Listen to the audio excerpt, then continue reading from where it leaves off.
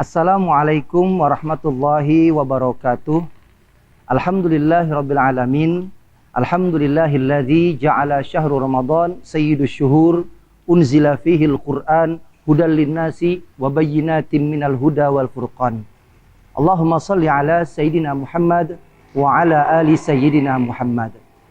Para shaimin dan shaimat, pemirsa Bangka Pos dimanapun Anda berada, alhamdulillah kita selalu bersyukur kepada Allah Subhanahu wa Ta'ala atas segala nikmat dan karunia yang Allah telah berikan kepada kita, sehingga kita pada hari ini masih bisa melaksanakan rangkaian amal ibadah kita di bulan suci Ramadan ini, yang mudah-mudahan apa yang sudah kita kerjakan menjadi amal ibadah yang diterima di sisi Allah Subhanahu wa Ta'ala.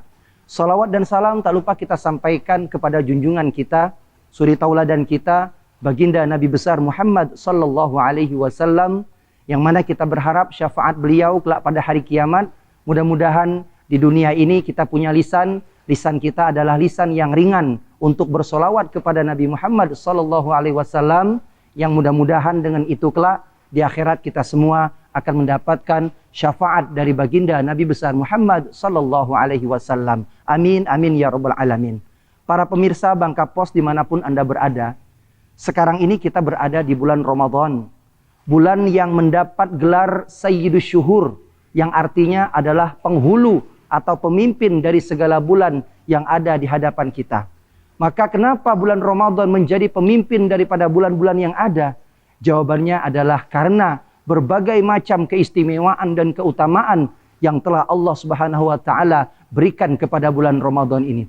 Salah satu keistimewaan di bulan Ramadan ini adalah tatkala kita berdoa kepada Allah Subhanahu wa Ta'ala, maka doa kita adalah doa yang mustajab di hadapan Allah Subhanahu wa Ta'ala. Nah, berbicara tentang doa yang mustajab, satu hal yang perlu kita perhatikan bersama, yaitu bagaimana kita memilih waktu yang menjadikan doa tersebut dikabulkan oleh Allah Subhanahu wa Ta'ala. Maka dalam kesempatan yang mulia ini, Al-Faqir akan menyampaikan dua waktu yang istimewa saat kita harus bermunajat kepada Allah Subhanahu wa Ta'ala. Yang pertama, waktu sebelum kita melaksanakan ibadah sahur. Ini merupakan waktu yang pertama yang mustajab doa-doa kita kepada Allah Subhanahu wa Ta'ala. Karena di waktu sahur Rasulullah SAW sudah menyampaikan bahwasanya di dalam sahur itu ada keberkahan dari Allah Subhanahu wa Ta'ala. Maka keberkahan yang dimaksud itu adalah kita punya doa yang doa kita itu nilainya mustajab di hadapan Allah Subhanahu wa Ta'ala. Karena dalam satu hadis qudsi, Allah Subhanahu wa Ta'ala telah berjanji, karena bertepatan waktu sahur itu adalah waktu di sepertiga malam, maka tiga janji Allah Subhanahu wa Ta'ala. Yang pertama kata Allah, wa idza yad'uni fa astajibu lahu. Kalau seandainya di sepertiga malam ini ada hamba-hambaku yang berdoa kepadaku, kata Allah, maka aku akan kabulkan doa-doa tersebut. Yang kedua kata Allah, wa idza yas'aluni fa'u'ti lahu. Kalau seandainya di sepertiga malam ini ada hamba-hambaku yang minta kepadaku, kata Allah, maka aku akan kabulkan permintaan mereka. Lalu kemudian yang ketiga kata Allah, wa idza yastaghfiruni fa'aghfir lahu. Kalau seandainya di sepertiga malam ada hamba-hambaku yang datang meminta ampun kepadaku, kata Allah, fa'aghfir lahu, maka aku akan berikan ampunan kepada dirinya. Maka ini menjadi waktu yang pertama yang menjadikan doa-doa kita mustajab, dikabulkan oleh Allah Subhanahu wa Ta'ala, yaitu di waktu sahur. Kemudian yang kedua, waktu yang mustajab kita untuk berdoa kepada Allah Subhanahu wa Ta'ala adalah tatkala kita menjelang berbuka puasa. Satu kebiasaan yang tidak baik barangkali dalam kebiasaan hidup kita di Indonesia ini adalah ketika berbuka puasa yang kita fokuskan adalah tentang makanan dan minuman. Padahal sebelum kita berbuka puasa, ada waktu yang mustajab kita untuk berdoa kepada Allah Subhanahu wa Ta'ala. Maka tradisi orang-orang di Mesir dulu biasanya, mereka kalau berbuka puasa itu mereka tidak pernah fokus kepada makanan minuman. Mereka ketika berbuka puasa di atas meja makannya tidak banyak hidangan makanan minuman.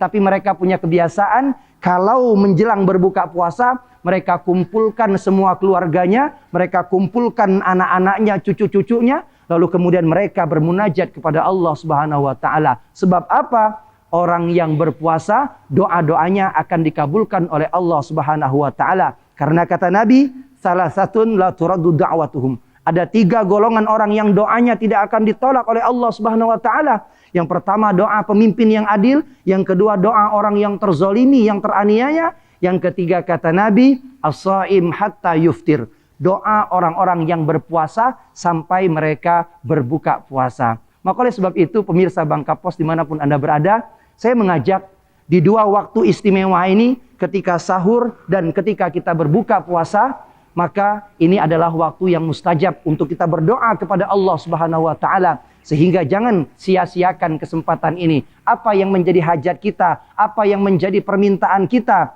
kita yakin wasilah di bulan Ramadan yang mulia ini, segala doa-doa kita akan diijabah oleh Allah Subhanahu wa taala. Pun kalau seandainya doa kita belum diijabah oleh Allah Subhanahu wa taala, maka jangan pernah kita berburuk sangka kepada Allah Subhanahu wa taala, karena Allah jualah Maha mengetahui kapan kira-kira doa itu akan diijabah oleh Allah Subhanahu wa taala. Mudah-mudahan kita semua dalam keadaan sehat walafiat, anak-anak kita dijadikan Allah anak-anak yang soleh dan soleha, dan yang paling utama kita berharap semoga doa-doa kita, hajat-hajat kita dikabulkan oleh Allah Subhanahu wa taala. Amin amin ya rabbal alamin. Hadza wa syukran wal afu minkum. Wassalamualaikum warahmatullahi wabarakatuh.